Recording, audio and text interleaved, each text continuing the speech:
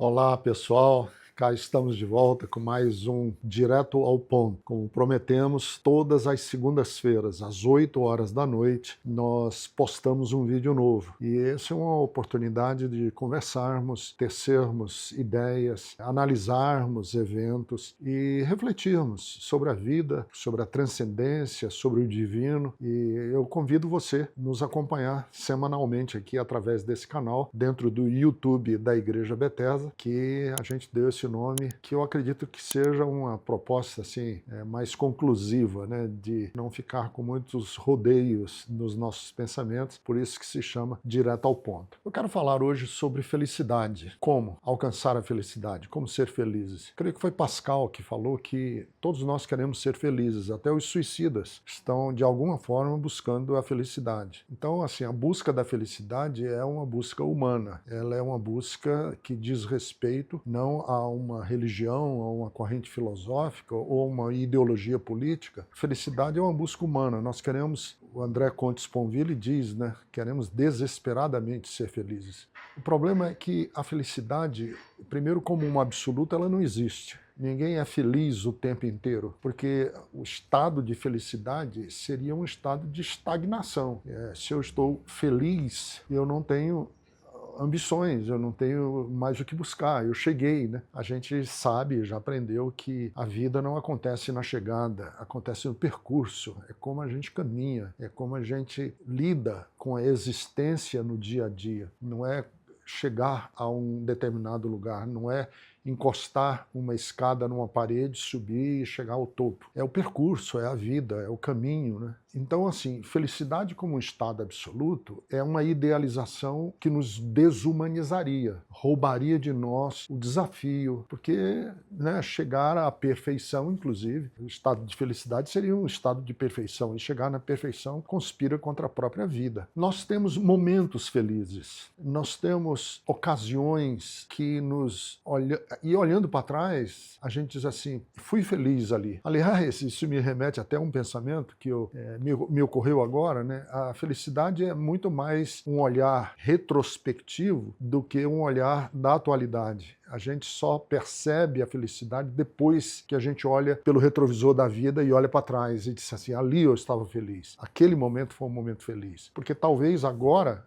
eu, diante de todas as demandas que eu tenho na minha vida, eu nem perceba se estou feliz agora ou não, porque eu tenho tantas demandas existenciais, mas talvez daqui a 2, 3 anos, se Deus quiser e eu estiver com saúde, eu vou dizer, puxa vida, naquele dia, última semana de abril de 2025, foi uma semana muito feliz para mim.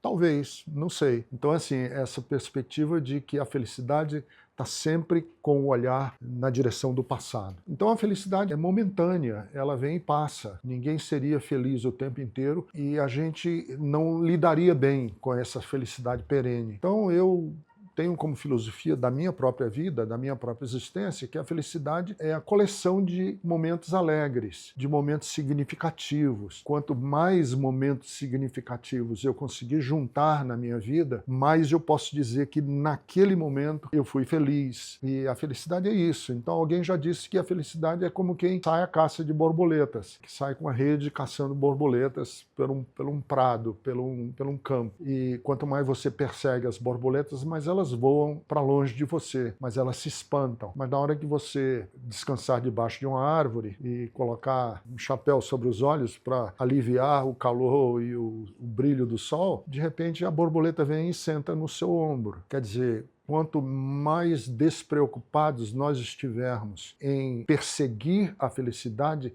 mais ela tem chances de acontecer na nossa existência.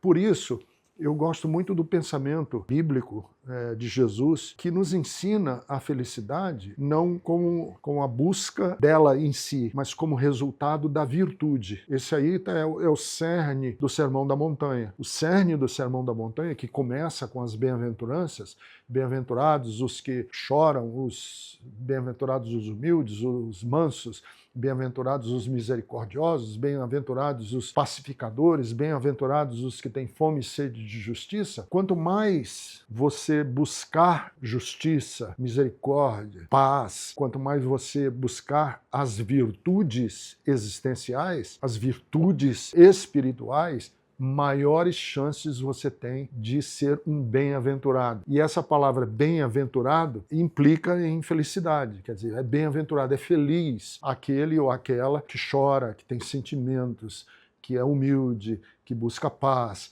que semeia misericórdia, que tem fome e sede de justiça. E isso está em consonância, inclusive, com a filosofia grega, está em consonância com o budismo. Quanto mais você se esquece de fazer de você mesmo o objetivo último da sua existência, maiores chances você tem de ter uma vida significativa. E uma vida significativa implica em felicidade. Quer dizer, quem são as pessoas felizes? São aqueles e aquelas que têm uma vida significativa. Não necessariamente quem tem dinheiro. Às vezes as pessoas que têm muito dinheiro, e a gente acredita muitas vezes, porque vivemos numa sociedade capitalista, a gente será feliz no dia que ganhar na loteria, ou no dia que a gente conseguir amealhar, juntar, poupar $1 milhão.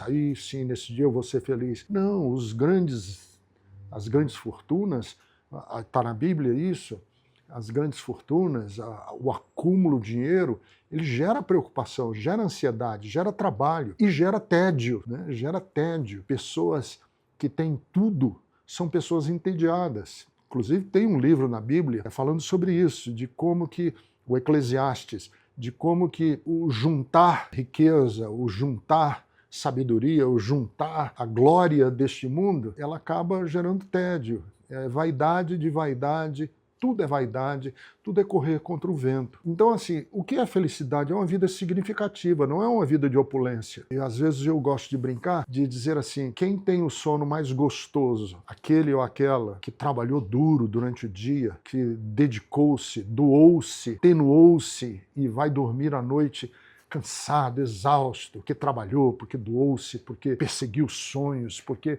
estudou, ou aquele que teve tudo, que passou o dia em tédio, passou o dia sem fazer nada, passou o dia na preguiça, na preguiça, aí vai dormir à noite e não consegue dormir, o sono não vem. O sono vem mais rápido para aquele que tem uma vida significativa do que aquele que está vivendo uma vida da mesmice, no tédio. Então, o segredo da felicidade não é persegui-la, mas é crescer em virtude, é ter momentos significativos, ter ideais, ter sonhos, reescrever os sentidos da vida. À medida que a vida vai prosseguindo, nós vamos afinando o nosso percurso, nós vamos redirecionando a nossa estrada, nós vamos procurando novas maneiras de reencontrar um sentido para a nossa vida existencial. Eu gosto muito do Viktor Frankl, que é médico, psicólogo, sobrevivente de campos de concentração, perdeu a família toda em campo de concentração, o pai, a mãe, e ele sobreviveu ao campo de concentração. E uma das perguntas que ele faz no seu livro, O Sentido da Vida, é como é que a gente pode encontrar sentido de vida depois de uma tragédia tão enorme como passar por um campo de concentração como Dachau, Auschwitz, ou Birkenau. Como encontrar sentido de vida? E isso ele levou como psicólogo para dentro do campo de concentração e saiu do campo de concentração com essa pergunta: o que eu faço da minha vida depois de ter passado por essa tragédia? Então, encontrar um sentido de vida, mesmo a partir das tragédias, da dor, do sofrimento, da perda, da morte, da falência, nos ajuda a ter uma vida com significado. E uma vida com significado é, muitas vezes, sinônimo de felicidade. Ou a felicidade é essa borboleta que vai pousar no seu ombro quando você esquecer da felicidade e buscar uma vida com significado. Que no Sermão da Montanha, Jesus diz, né, em Mateus 6,33, busque em primeiro lugar o reino de Deus e a sua justiça, e as demais coisas lhe serão acrescentadas. Busque em primeiro lugar. E quando fala de reino de Deus aqui, não é uma ideia etérea.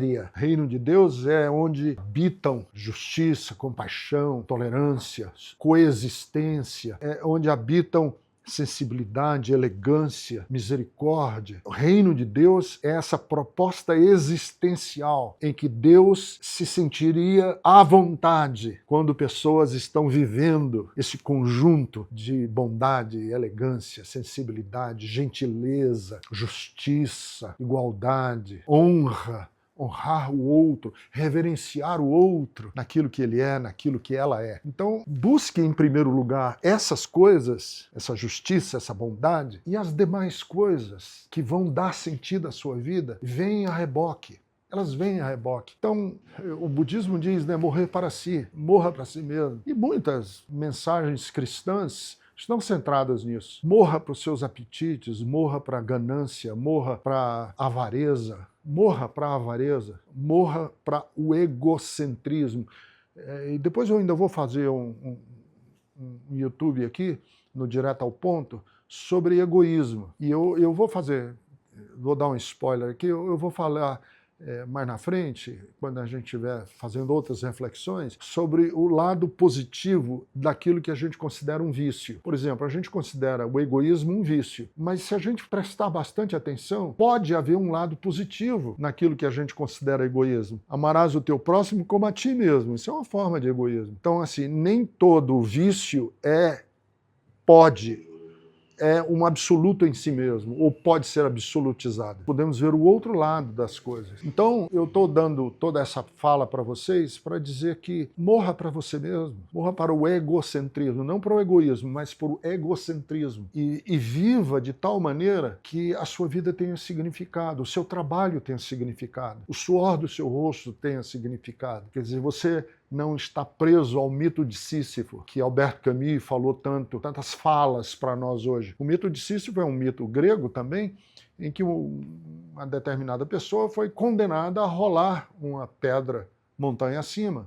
Eu dando aqui uma versão bem sintética, ele foi condenado a rolar uma pedra morro acima, e quando ele chegava com a pedra no morro, lá em cima, a pedra rolava para baixo e ele passou a eternidade inteira rolando a pedra para cima e para baixo, e essa foi a sua condenação eterna, rolar essa pedra sabendo que ela vai cair. E para muitos a vida é isso, é o tédio do trabalho sem sentido. O Viktor Frankl fala isso, que nos campos de concentração, quando você queria matar um prisioneiro, quando eles queriam matar o prisioneiro, eles davam um trabalho sem sentido. Vai cavar ali uma vala ou vai, sei lá, arrancar aquelas pedras ali, mas para quê? Não tem sentido, é só para arrancar as pedras, só para cavar a vala mesmo. Então era um trabalho sem sentido. E muita gente está no trabalho sem sentido. Esse trabalho sem sentido é para que você trabalha? Eu trabalho para comer, para ter o que comer. E você come para quê? Para ter forças para trabalhar. E você trabalha para quê? Para ter o que comer. Então você entra nesse ciclo que é sem fim e é uma vida sem sentido. É da mão para a boca e da boca para as fezes e das fezes para depois voltar a comer novamente e só. E aí, felicidade é dar sentido à nossa existência, dar sentido ao meu trabalho, dar sentido à minha profissão, dar sentido àquilo que faço. Há um sentido embutido nisso. E quando a gente encontra esses sentidos existenciais e quando a gente trabalha a partir da virtude, pode ter certeza absoluta que a felicidade, como uma borboleta, vai sentar no seu ombro. E anos depois, você vai olhar para a vida pelo retrovisor e vai dizer, ali eu estava feliz. Era trabalhoso, eu estava cansado, eu dormia exausto, mas foram dias felizes, porque a minha vida estava recheada de significados e de sentido. A coisa mais terrível do mundo não é morrer, a coisa mais terrível do mundo é não viver, e não viver em vida. Portanto, essa aqui está minha palavra sobre como alcançar a felicidade, esquecendo de tentar alcançá-la, tá bom? Antes da gente se despedir, eu quero pedir que você se inscreva aqui no nosso canal, tem aí a caixinha aí de inscrição e tem a caixinha de notificações. Para você receber as notificações todas as vezes que a gente estiver aqui, você clica em notificações e aí você coloca lá todas. E aí toda vez que esse canal postar alguma coisa nova, você recebe uma notificação e você sabe que tem coisa nova lá para a sua vida, para a sua família, para o seu hoje e para o seu amanhã. E para você aprender a ressignificar os seus ontens. Tá bom? Um beijo, a gente se vê na próxima postagem. Tchau!